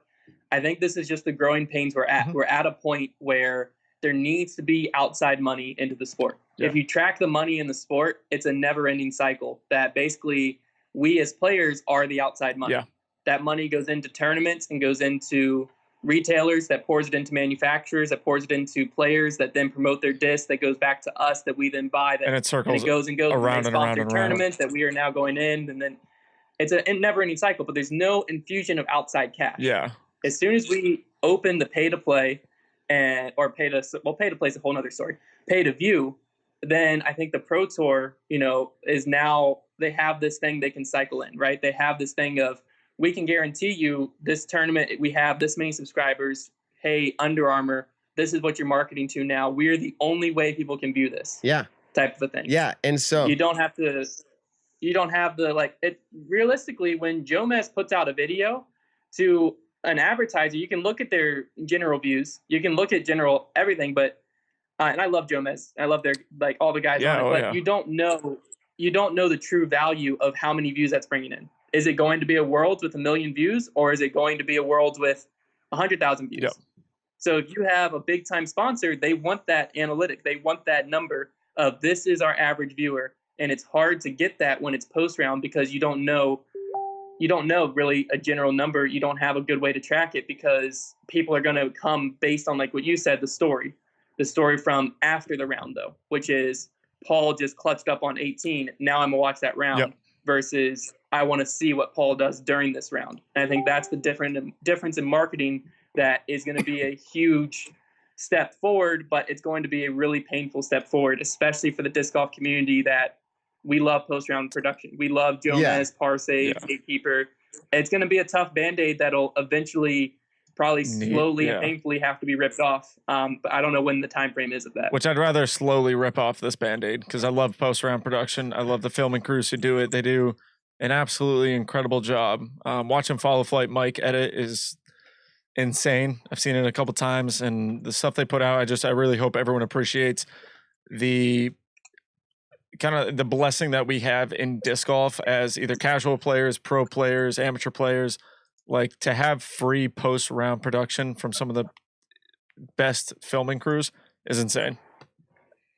Yeah, so this is kind of, I think it's working out here. This is kind of a surprise. What did I just do? Did I actually merge in the calls here? So this was kind of last minute, extremely last minute, actually. I don't know if it just went through. We actually just invited on Jonny V from Smashbox. I saw him in the comments, and he heard us talking. He says, did somebody say live? So let me just see. I thought I just pulled him in, merged the calls here. I'm not sure why it's not coming up, but I see his name. Is he? Is that him right there? Can you hit that? What was that? So why am I not seeing you, Johnny? Can you hear me? Oh, here we go. I hit merge. That's what I thought I hit. Merge call. Every time I'm hitting merge, it's not pulling it in. I don't know. Oh gosh, we're having Hunter problems. No, it's because I'm on the show, man. Yeah, dude, bad luck. Well, Well, I guess while Matt's trying to figure that out, we're going to have some dead space for a little bit. So we will talk a little bit more on it. Is free good for the sport?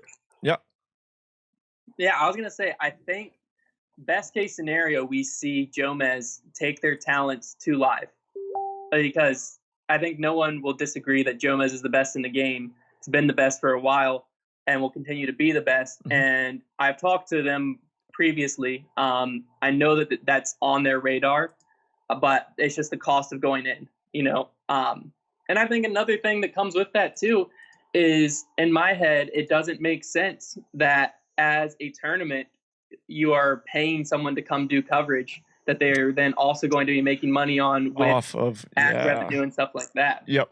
But that goes back to the never-ending cycle of how tournaments get their money. It comes from the manufacturer. Yeah. All the tournaments are sponsored. That, like, their main title sponsor are the disc manufacturing companies. Like, I think the only one that a title sponsor was not a manufacturer was like the Adidas.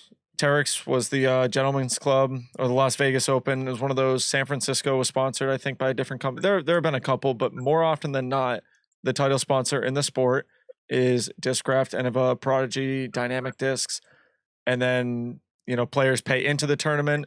People buy the players' discs. You know, people pay to watch the tournament on live. It's just, like you said, it's this one never-ending cycle of the way money gets put into our sport. Can we do this real quick, Hunter? And this is just because we have the opportunity to bring Jonny V on. Can we just bring him on real quick, and then we will call you right back? Yeah, for sure. Okay, we're going to call you right back. You get a bathroom break. Okay, yeah. Sounds good. do a bathroom break. We're going to call you back in just a little bit, okay? No worries. All right, bye. That's okay. Weird. I'm wondering why it's not merging. So we're going to bring on Jonny V just because I thought it'd be interesting to get his perspective. And we weren't sure why it's not merging, but for our live viewers, if you just stick here for just a second, he's going to call us right now, and then I'll bring him in. I just realized at the same time we've got him sitting there. Okay. So he's going to call us here. And so the topic here is really getting close down to the end, but the fact that they're the only people right now that are live streaming makes it seem like he'd be relevant, obviously, to talk to. So I'm going to call him up right now. Let's see here if I can bring him in. Interesting. So I don't want to take too much time trying to make this work, but it looks like he's coming up here. There he is, okay. Jonny V. So hold on. You guys can't see him yet. I got to pull him in. He knows how this goes. Jonny, people can hear you though. So go ahead and say hi.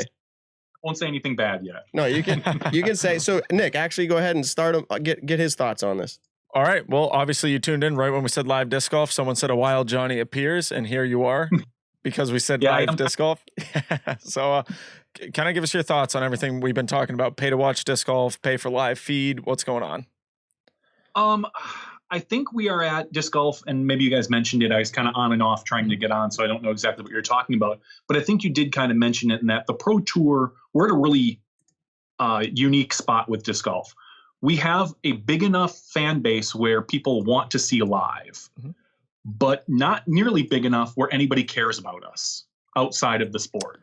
But as we get better internet providers, 5G, when it eventually rolls out in the next 3, 4, 5 years, maybe satellite with Elon Musk shooting off satellites into the that will eventually change where we can push 40, 20, 30, 40 meg per second like they can. And at that point, it makes no sense to have post-production because the quality that you could get from the live can be cut down to be just as good as the post-production. So will you for years to come? I can't see that. Honestly, I don't see that happening for another 5 years. I was just going to ask the question. That was going to be my question, is like, what is your prediction, your best dart throw here, when that's going to happen? And I feel like, who knows? Are we going to ramp up extremely quick in the next couple of years? I think it could happen. COVID-19 really, really put a damper on everything. But like, it was a promising start, even with the pay to play to watch Disc Golf Pro Tour. Like, I mean, it was promising. They've put the numbers out there, so I'm not speaking out of turn. That the Pro Tour got like 5,000 subscribers. I think it was actually up to 6,000 at one point. It has dropped back. Yeah. Obviously, people losing their jobs and being out of work and no disc golf, a lot of those just month by month subscribers tailed off. But I've looked at the numbers and they're still they are better now than I predicted they would be by the end of the year. Yeah. Yep. And so, so that's exactly that's the stamp on it saying like, it was a promising future. That's what I'm saying. We don't know what it might look like, but in the next 5 years, maybe it just really ramps up. So can we just get a hot take from you? Like, is pay to watch the future of disc golf? It is for now. Yeah. There's, I mean, the future hopefully is a big enough audience that a major sponsor looks at us, throw a bunch of money at us. Well, right. And then we don't have to charge. Exactly. So like NFL, MLB, NBA. I mean, we can watch all that over the air with antennas. So I mean, for sure. That's cool. But like you had said about climbing, if you were really into it, you'd pay for it. Yeah. Look at any other niche sport, and they have a pay-per-view option, whether it's darts, swimming, bocce ball, whatever it is. It's out there for you if you want to watch it. But who are the biggest complainers? It's you said if you care, but it's also the people who are the most closest to the core of the sport that are the complainers. You have the fringe people who think it's cool that are like, of course I'll pay. I pay to play a round of mini golf. Like, why don't I pay to watch what I like? What you love doing. It just blows my mind. So, anyways, thanks for coming on the show. I think I started you out with a little echo because I brought someone in midstream and I'm using NDI and all this stuff, but I fixed it up. We've all been there. Thank you for sharing that. We're going to bring Hunter back on, but thanks for stopping and we really appreciate it. Yeah, no problem. If you guys ever want to talk, I'm here. All right, man. Just say live times I show up. Exactly. We'll say live and boom, a wild Jonny V appears. Appreciate you coming on. Yeah, we'll talk to you later. All right. See you later, guys. Peace. Okay, guys. Page wave. Yeah, so I got to get him out of there now because we got him just sitting there blankly. But okay, so here we are. I'm going to call back Hunter because we booted him out so rudely. But let me get him in here. We should have him back in just a second. We get to hear the nice tune of the ring. Okay, so now let me just double check here. I heard a slight echo, so hopefully that's we've got people echoing. So hold on a second. I'm going to fix it back up.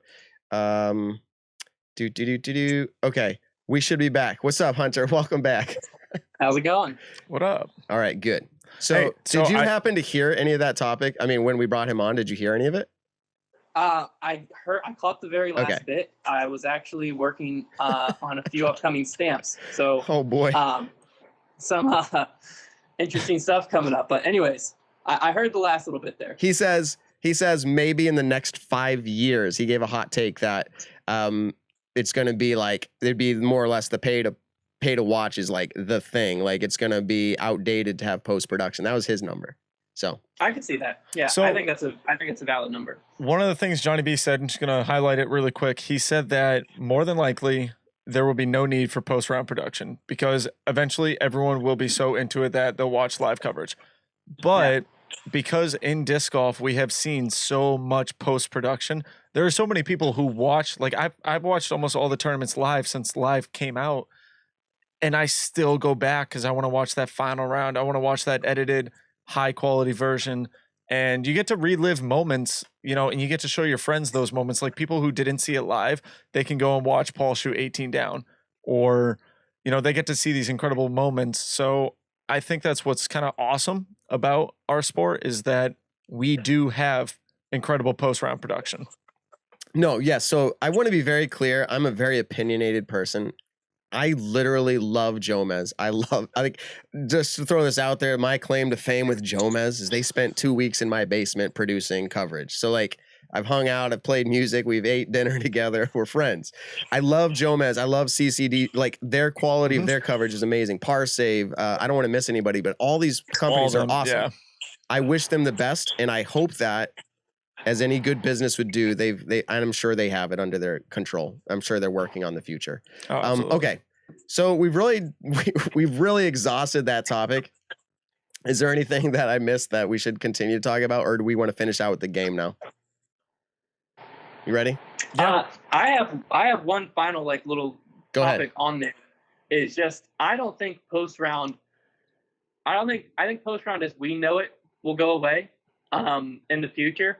But I think like what you're talking about, Nick, I think post round will always be there in a sense, but it'll probably be more edited like edited live coverage, if that makes sense. Like Smashbox and Pro Tour have done. They do edit the rounds. Yeah. And so maybe post it a week later or something. Yeah, exactly. Yes, or, and this is just coming from my media visual background, why not like tell a story of how the round happened as opposed to showing shot by shot? Like here's like, and even have like a narrator, a commentator, a voiceover saying, you know, and coming into hole 18, Paul, you know, was down 2, like kind of telling a story, putting a documentary feel on how the round went. That would be very cool as well. And then you could pay to watch the round or something. That'd be cool. Yeah, I think that is I think that's going to be something that will transition is, you know, maybe the Pro Tour says, sure, Joe Mez, Central Coast, you can come in, but you can't release your coverage next day. You know, when you're shooting a Pro Tour event, your coverage needs to come out 3 days later so that if you want to be in the know, you've got to watch it live. And I think that's the transitional period that kind of transitions us out. But to your point, if you still want to show it to people, if you still want to go rewatch Paul's 2014 Worlds, if that ever happens again, you know, something crazy that you want to relive, there will be some type of post round. It just won't be the main way we consume content anymore. Yeah. Jonny V just commented real quick, round recaps. You know, like Matt was just saying, the story of it, round recaps are awesome. I love that. The Pro Tour actually was doing a ton of fun stuff when it came to interviewing the players after their rounds. You know, like, you know, Paul got onto the lead card, second round Memorial, and he said, you know, don't worry, by the third round, I'll be leading it. People got to see kind of some fire that was going on with him. He disappointed me, but that's all right. And then he said, Jonny V said, and I think post-round production will have a long life. And I think we all 100% agree with that. And like Hunter said, you know, very early on, they get paid from tournaments, and then they also get paid, say, from YouTube. I don't know the exact YouTube algorithm on how much they're making. I don't care to know that. It's not my business. But they kind of have a pretty awesome opportunity right now, a good two-way street going on with them of their means at the moment. And like you said, I'm sure they are all really thinking about what the future has in store for the filming of disc golf. Yeah. It's the product, and for those of you who are concerned that the product is going to change from what you love currently, without change, you don't have growth. And honestly, growth brings a better product usually, especially when competition's involved. With that, we're going to wrap up that topic, and we have people still watching right now live. Stick around. We're not done. We have a game, and if you haven't seen it yet, I think you're really going to enjoy it. So I'm going to get the intro up, and then we'll explain the rules to you. Okay, Hunter, here we go. Perfect. Judge That Disc Golfer, the game show where you judge a disc golfer you've never met. Hey man, what's your name? David Galvin. David Galvin. How long have you been playing disc golf for? 3 years. 3 years. So do you have a Professional Disc Golf Association rating or number? I do. Okay, so what number do you have? Do you know? 907. 9. My rating. Oh, your rating's 907. Yes. Okay. Do you know your PDGA number? 105013. Okay. So I'm giving my co-host here and our guest a little bit of insight into who you are. You've been playing, you said 5 years. 3 years. Do you play any tournaments? Yes. Okay. So let me ask this question. What's the best you've ever placed at a tournament in what division? First AM2. First and AM2. This is perfect. So this is excellent. This is excellent insight and information. So let's ask the first question. How far can you throw a disc? Like max. Okay, so now you got a feeling there on who this guy is. Here's the way the game's played. I already see people playing along. I love it. They're already commenting. They're like, this guy can smash. So if you haven't seen it yet, Hunter, which we've only been doing, this is our 4th week, you have to judge that disc golfer who you've never met just based off of that introduction. And we're going to ask that question. How far can you throw a disc? Now, your goal is to guess what he's going to answer, and whoever is closest between you and Nick, because I know the answers as the person doing the interview, whoever's closest, it's not Price is Right rules, is the winner. And we have, I think, 6 questions with a 7th if we need a tiebreaker. Let me just put them up here again, a freeze frame so you can see them. Boom, like that. How far can he throw a disc? It looks like we have people already guessing. All right, here we go. So let's start with Nick. We're not going to make the guest go first here, Nick. So how far can he throw a disc? I just say, spoiler alert to Hunter. I am 0 for 3 in this game right now. I'm not very good at my guesses, but for this guy, I'm going to go with a solid 320. 320 feet is 320 feet is your guess. So actually, there, I put it up on the behind view, so now we can all see him still staring at us. Okay, so 320 feet. Let's go back to Hunter. What do you think he's going to answer? I'm going with a solid 350. Okay, so this is probably right around the closest we've ever been with guesses. So this is going to be, if it's over 350, it's yours. If it's under, it's okay. Here we go. Let's see what he answers. Let's put it up like this for now. 370. Okay, 300 feet and 70 feet. I don't know who we stumped or if Nick got that right, or we'll figure that out. Okay, so 370, it goes to Hunter. So we're getting used to this here, Hunter. That he's just gonna. That I just lose. Yeah. Okay. I'm used to beating Nick. Don't worry. Awesome. Never once in a practice round. Okay, so we have people guessing. He's gonna say 360, 379, 379. Brandon Hinckley commenting live. Congrats to him. I think that was. That was closest because the 360 someone guessed was off by 1 compared to that. Okay, here we go. Question number 2. We ask. Here we go. Here and we're gonna move on. Let's ask this question. Did you keep track of your score today? Yes. Or somebody did? Yeah. Do you know how many? Oh. Okay. That doesn't necessarily give it away. We saw a tip there. That's gonna be a little hint. But how many birdies? Not your score. How many birdies did you get? Okay. How many birdies did this guy get? He's thinking hard about it. How many birdies did he get? All right, we're gonna go. We're switching it up. Hunter goes first. Yep. I mean, Nick's got a clear advantage here because I don't even know what this course looks like. He played. This is obviously at Maple Hill and Matt. We're gonna tell you in a minute. Okay. It's whites and whites to shoot par. You're probably shooting like 960 or so, somewhere in that ballpark, probably to shoot par. Yeah. He said he was 907. So just to give you an idea, feel on it. Well, I'm assuming by his hand signals, I might have looked too much into this. I'm assuming he's saying he was 3 down. That's what I'm thinking. I'm going he had a 5 birdie, 2 bogey round. 5 birdies, 2 bogeys. Okay. So we see the guesses coming in as well. Yeah. Okay. So we need them to tell if 18 or 24 people are asking. This is 18-hole course here at Maple Hill. Okay. Go ahead, Nick. All right. I got to think. White layout, just over 900 rated. Shot 3 down, which is pretty decent on the white course, actually. Hunter said 5 birdies, 2 bogeys. I'm gonna go with 6 birdies. You don't have to say the bogeys. 3. How many? Yeah. How many birdies? So you got 6 birdies. Okay, 6. So Hunter says 5. So if it's less than 5, it's Hunter, or 5 or less, it's Hunter's. If it's 6 or more, it's Nick's. Let's see what he says. Here we go. 5. Okay. I'm reading this guy like a book, awesome.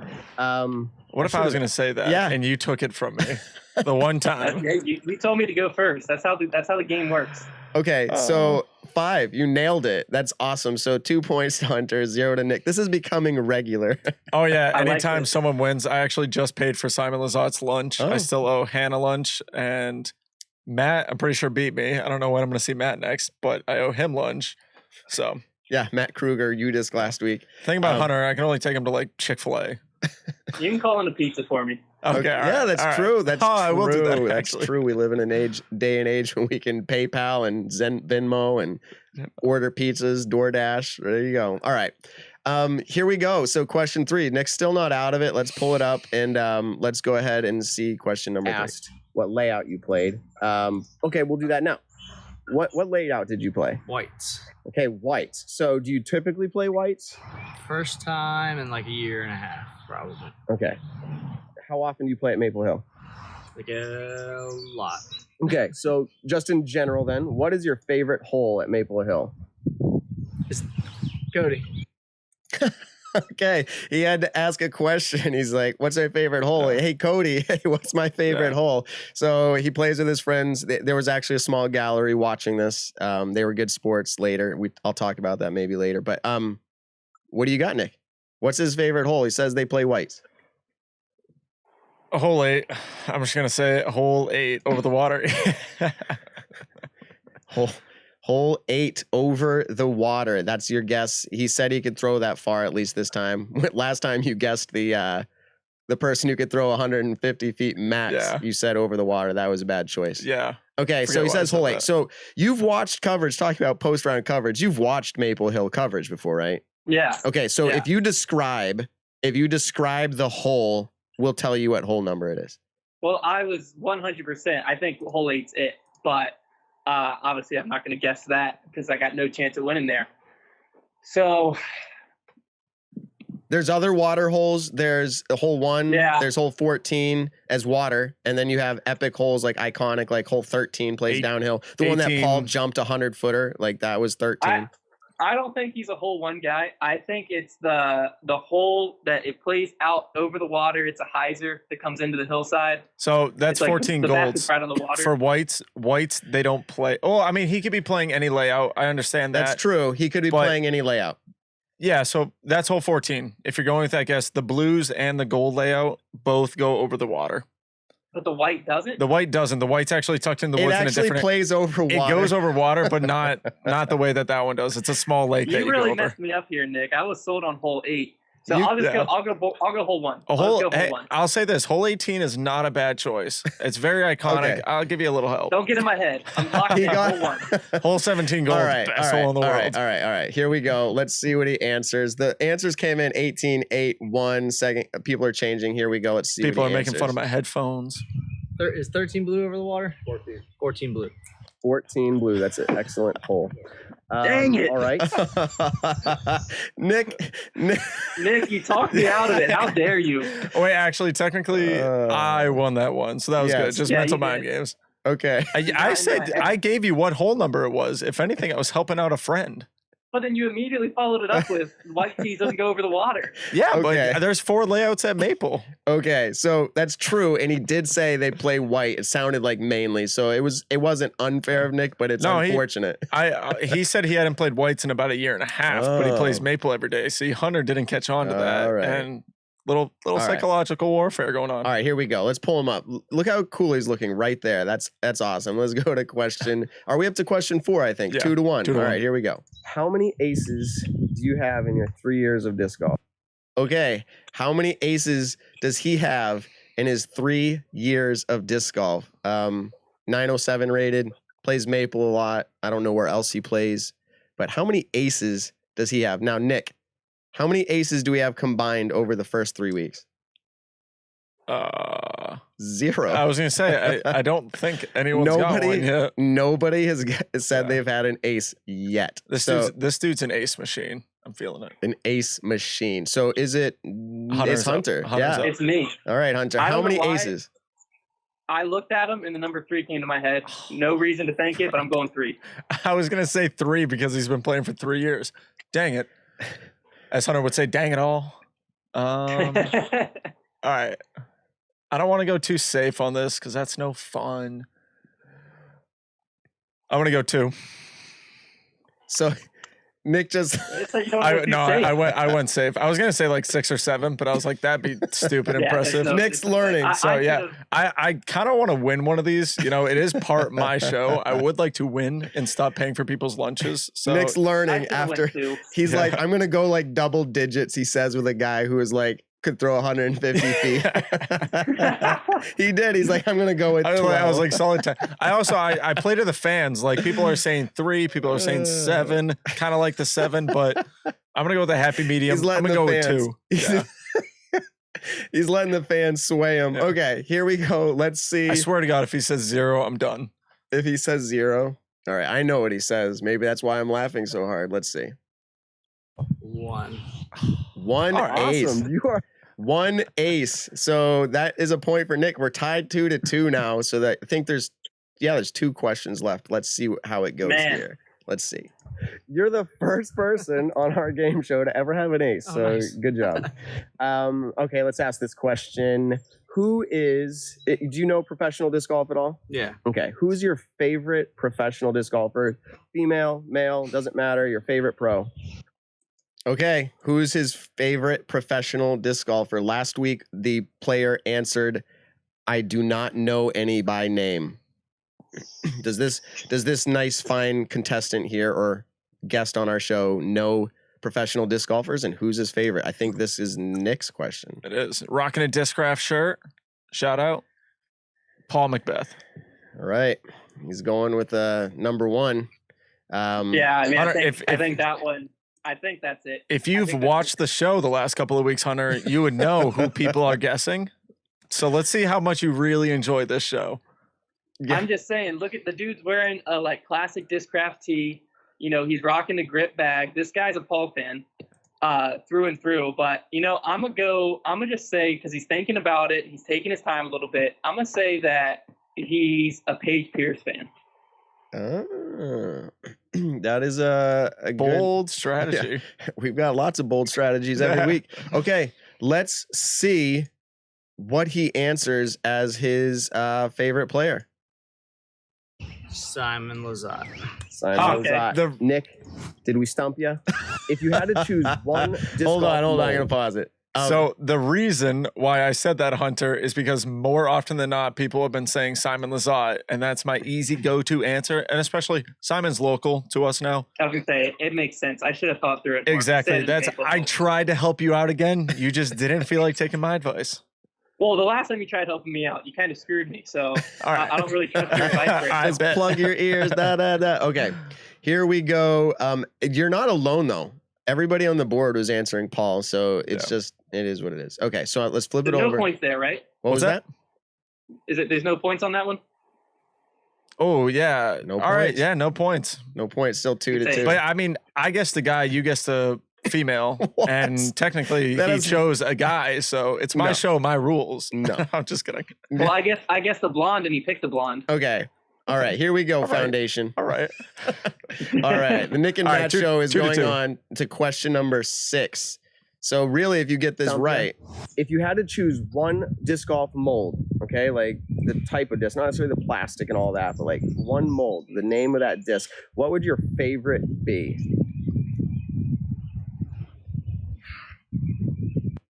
Okay.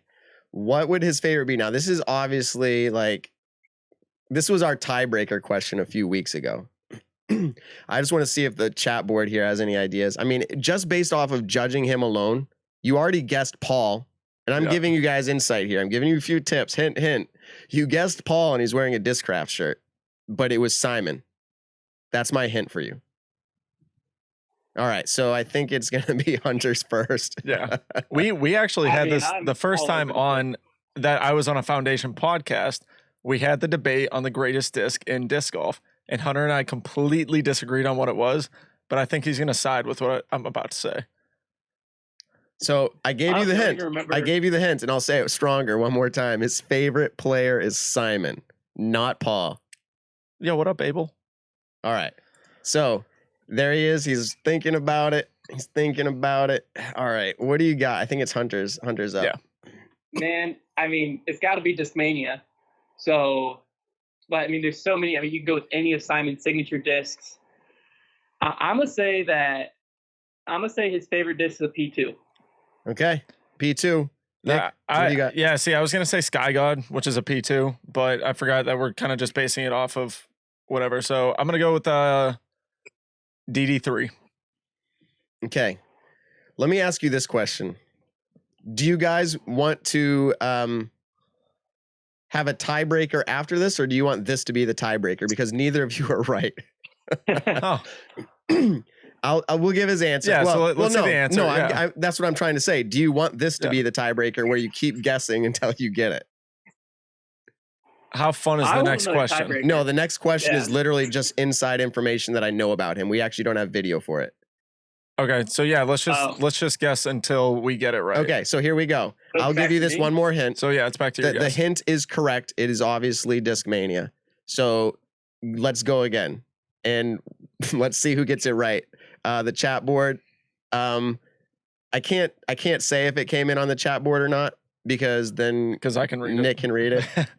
But so, and he's like, quick, get on my computer. Yeah. So what do you think, Hunter? I'm going FD3. That was my second guess. FD3. Okay. MD3. MD3 is correct. Dang it. Hey. So. Oh, how do I lose to Nick and this? Hey, don't worry. I'll still buy you lunch. It's the way it was supposed to be, apparently. You can't come on his show and beat him, but that's okay. You wanted to. All right. So I wanted it. Yeah. So let me just see. I think we just finished out by saying thanks, but let's just see. MD3. MD3. Awesome. Okay. And then just about done here. What is, you might have to take a little bit to think about this, but there's no specification or criteria to how you answer this, but what is the craziest thing you've ever seen on a disc golf course? Okay. So I do this every week. That's just how this game is going to go. That was not the tiebreaker. This is the chance to tie it up, Hunter. If you can, like, this is kind of crazy. Like, what is the craziest thing he's ever seen on the disc golf course? We got to go to Nick because I think that's how the answers are going here. So Nick, what's the craziest thing? It always has something to do with an ace. So he saw it, but I don't know. I'm all about the animals. I'm all about he the saw animals, a disc hit a squirrel. I immediately. Okay, so he immediately thought of, and now Nick's bringing it back to his original. He has to guess animals. I don't know why. I just feel like a disc hit a squirrel. Okay, a disc hit a squirrel. All right. Actually, that happened at Maple Hill, wasn't that? What round was Chipmunk it? Gate. Michael Johansson versus Bradley Williams. Okay, Chipmunk so Gate. it's relevant. All right, what do you got, Hunter? I'm just going a tree kick throw in. A tree kick, as in like an ace, like a tree kick in. I mean, I don't want to say an ace because I want to keep it broad, but he just wants it to That's be not how it works. He's like, well, technically he threw it in from the tee pad. Yeah. Okay. Get out of here. All right. What do you want to say? No, we'll give it to you. We'll give it to you. So like a tree kick in or like, okay, that's what you're saying. Yeah. All right. Yeah. All right. Let's pull it up. Let's see what he says here. Thought of hole 2 in Old Glory. We were playing whites. The guy threw it in the woods. It disappeared for like 5 seconds, and then he aced the wrong hole. Reds out of the woods. Okay, so we would call that a black ace. Yes. Okay, so that was the craziest thing you've ever seen. Okay, so man, if we had a judges panel, it'd be close. He said it went through the woods, it disappeared, and then it came out. It clearly kicked off a tree. It could have. There's no way it got in the basket. It really could have. But I didn't say black ace. So No. if I was a judge, I wouldn't give it to me. All right, well, Good thing because I'm the you judge guess and you that he saw- lost. So what I follow up here is I say a bear, because if you did that again, that's getting old. I just really want someone to see a bear. Okay, so that was tonight's show. We are really excited to be continuing to do this. If you watched this far, our show is running. It's about hour 40 almost every week. So if you follow this far live, awesome. We totally appreciate it. If not, we're going to try to snip it up and have it available in small chunks. Again, subscribe on YouTube, iTunes, Spotify, Instagram, Facebook, wherever. Go check out Foundation. They've got unlimited levels of Patreon. You just make it up as you go. And but that's awesome. The growth of the sport. Plug your social medias. Where can people find you? All that jazz. The people want to know. You can find us at Foundation Disc Golf on pretty much every platform out there. The one that we're most active on is normally YouTube, but if you want to stay up to date with all the disc drops and stuff happening, the place to be is going to be Instagram or Discord. That one just launched. We've got a Discord. I'll probably post a link on Instagram after this. I'm just learning it, but this thing's pretty sick. Yeah, Discord's awesome. A lot of jumping in and chatting between me, Brody, Paul, and a lot of stuff goes on in there first. So awesome. Heck yeah. Totally appreciate it, man. We're we're glad to have you on. We're going to go ahead and sign off. So adios. This was the Nick and Matt show. Thank you guys for joining. Till next week. We'll see you around. Peace out. Peace. Thanks for tuning in to the Nick and Matt Show. Be sure to check us out on your favorite social platform and subscribe on iTunes.